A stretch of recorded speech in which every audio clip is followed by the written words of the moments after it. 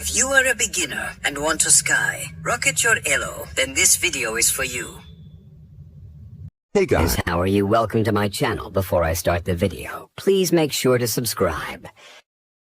Today, I will teach you the London system under 3 minutes. I will teach you the London system in 3 steps. First, setup. Second, how to implement. Andrew, third, implement this on gameplay. First of all, let's talk about the setup. d4, then bishop out, push your pawn on e3, but make sure that the bishop is already out. Now develop your knight on f3 and other knight to d2. Complete the pawn pyramid by playing c3 and then bishop on d3. This is your ideal and main setup in any games, but you should know also something.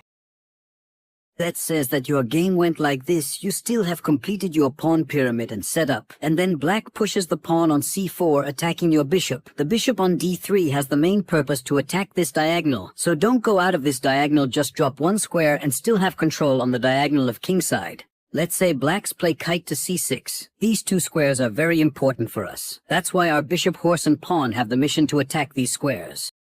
Now jump your horse on e5. This will be main attacking idea. Most people captures it, and you'll recapture it with pawn. Now the knight is on under attack, and has to retreat on d7. Then you play queen to h5, absolutely dominating the opponent king's side. This is your ideal attack. But sometimes things don't go as planned. For example, some people go bishop d6, attacking your bishop. Don't trade. They would recapture it, and you will lose all the control over e5 instead. Just slid your bishop to g3. They would recapture it. And captures with pawn. This makes the position even worse by opening file for rook. And the last thing before we go for an actual game. If they play bishop f5, taking control over this diagonal, don't let your bishop to shell peanuts instead. Immediately challenge the control by bishop to d3, but don't initiate the trade. Let them take first, and then you recapture.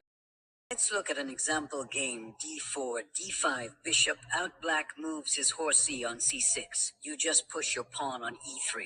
The pyramid has now half completed. Black develop another knight. White does the same. Now, white next move is develop our another knight. Now, bishop b4. It's literally common move among 1,000 to 1,100 elo players. Just push the pawn on e3 to remove the pin. Bishop has to retreat. Now your ideal setup is completed. Black castles. Now put your horses on e5. Black recapture it with a knight. Attacking the horse c. The horse c jumps off. Everything is going as planned. Now we start attacking the black's king side queen to h5. The most common way to defend it by black is pushing the pawn on g6. Now put your queen on h6. The black king is afraid, but there is not much to do, so he pushes the pawn to c5, hoping to gain advantage over queen side anyways. Continue the attack by pawn to h4, then c4, drop your bishop back. Now knight to c5. Oh no, has black discovered a weakness?